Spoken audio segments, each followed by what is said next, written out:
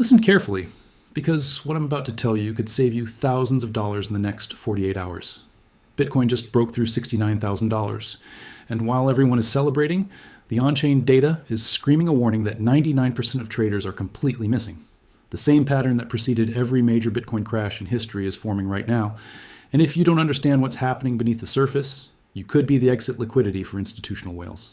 Right now, short-term holders are sitting on 44% unrealized losses, the worst we've seen since the market bottomed in August 2024. But here's where it gets absolutely insane. While retail traders are panicking and selling at a loss, long-term holders are quietly accumulating $35 billion worth of Bitcoin. Someone knows something the rest of the market doesn't. I'm Kenzo, and you're watching at Kenzo Finance, where we cut through the noise and show you exactly what the smart money is doing. In the next few minutes, I'm going to break down the explosive CPI data that just hit the market, decode the on-chain signals that are flashing red, and show you the 3 specific price levels you need to watch in the coming week. But first, you need to understand why this moment is different from anything we've seen in 2026. CPI reaction to market dynamics. Let's start with what just happened in the macro landscape, because this is the trigger that's setting everything in motion.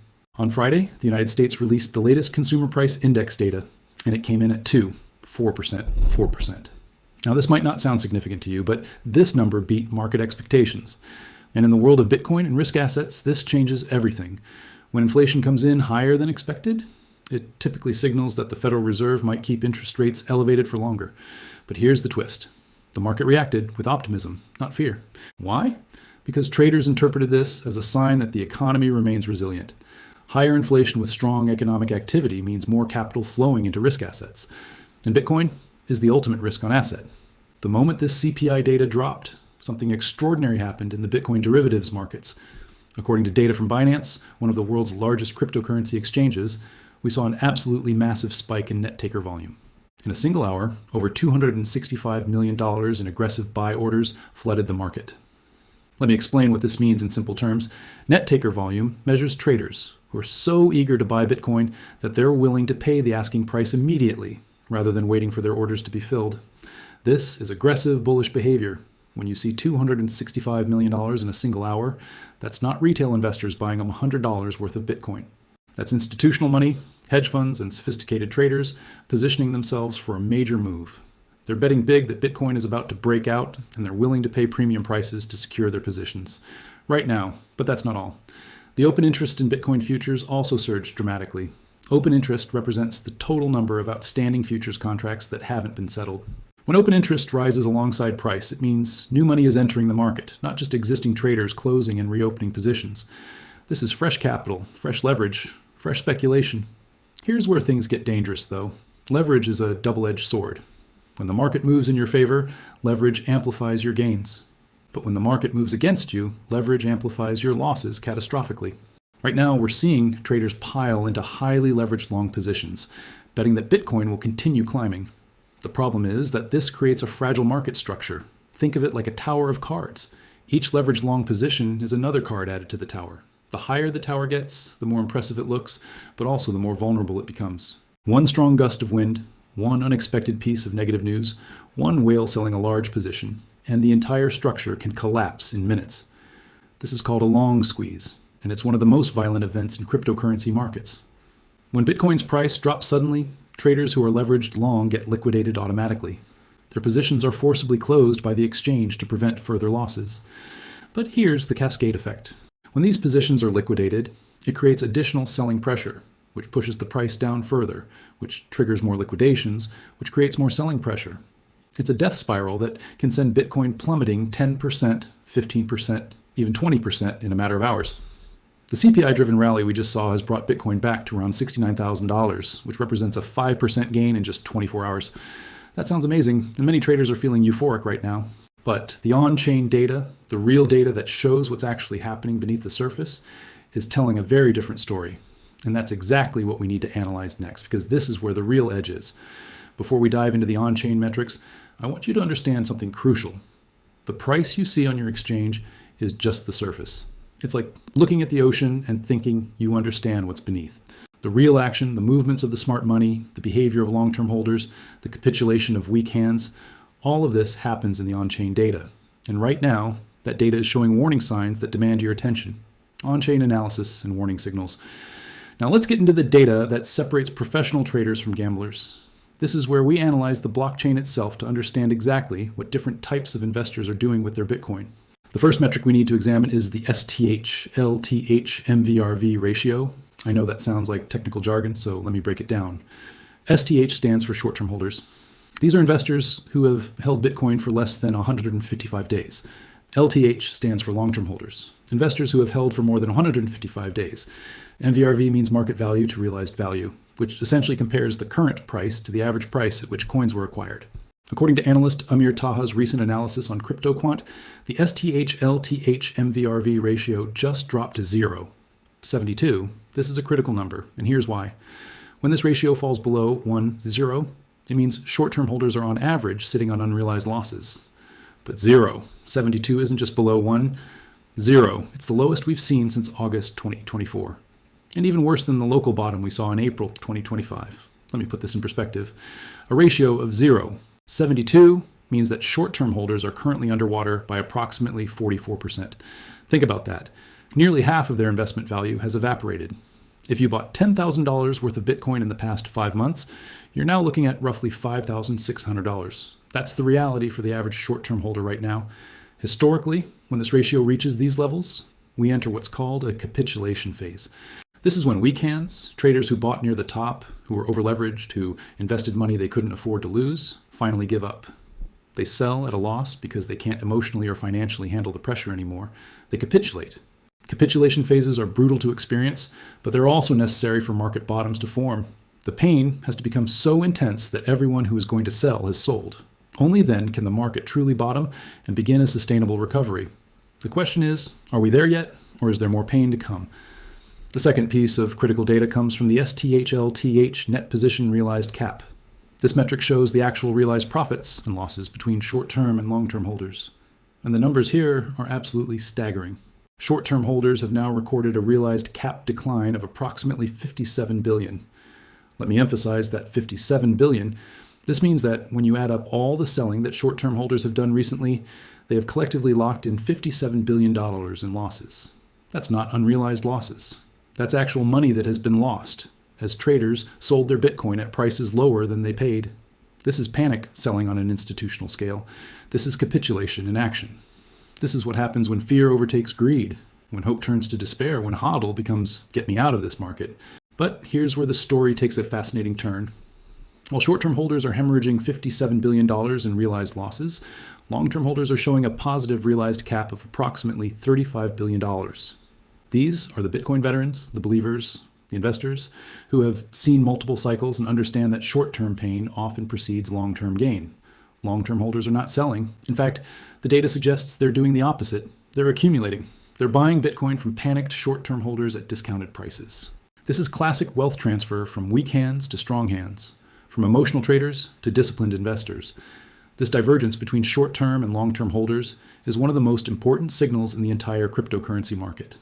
It tells us that while the crowd is panicking, the smart money is positioning. It tells us that while retail traders are selling at a loss, institutional investors and seasoned holders are building positions for the next bull run. But, and this is a critical but, this divergence also tells us that we're not out of the woods yet. The fact that short-term holders are still sitting on such massive unrealized losses means there's still substantial selling pressure above current prices. Every time Bitcoin tries to rally, it will encounter waves of sellers who are just trying to break even or minimize their losses. Think of it this way. If you bought Bitcoin at $85,000 or $90,000 during the euphoria of the previous months, and you've watched it fall to $69,000, you're desperate. Every time the price approaches your break-even point, you're tempted to sell just to escape the emotional torture. Multiply that by millions of traders, and you understand why Bitcoin might struggle to break through key resistance levels. The on-chain data is painting a picture of a market in transition. We're in the painful middle phase, past the initial crash, but not yet at the recovery. Short-term holders are capitulating, long-term holders are accumulating, and the market is essentially distributing Bitcoin from those who don't understand its value to those who do. Volatility, outlook, and conclusion. Snorts. So, what does all of this mean for you as a Bitcoin investor or trader? What should you actually do with this information? Let's synthesize everything we've covered and create an actionable framework for navigating the volatility ahead. First, let's be absolutely clear about the current situation. Bitcoin is sitting at a critical inflection point. We have bullish signals from the derivatives markets, massive net taker volume, rising open interest, aggressive positioning following positive CPI data, but we also have deeply concerning signals from the on-chain data, short-term holders in severe distress, massive realized losses, and a market structure that remains fragile. When you have conflicting signals like this, it creates conditions for extreme volatility. And that's exactly what analyst Amir Taha is warning about in his analysis. The market is coiled like a spring with forces pushing in opposite directions. When that spring releases, the movement will be violent and rapid in whichever direction it breaks. Let me give you 3 specific scenarios to watch for in the coming week, because one of these will likely play out. Scenario 1, the short squeeze to the upside. If Bitcoin can break and hold above $72,000, we could see a rapid acceleration to $78,000 or even $82,000. Here's why. All those traders who shorted Bitcoin or who are sitting in leveraged short positions would be forced to cover. Additionally, short-term holders who have been underwater might decide to hold rather than sell, reducing selling pressure. The combination of short covering and reduced selling could create a powerful rally. However, this scenario requires strong follow-rough buying and would need to happen quickly before the market structure shifts. Scenario 2, the liquidation cascade to the downside. This is the more dangerous scenario, and frankly, the on-chain data suggests it might be the more likely one.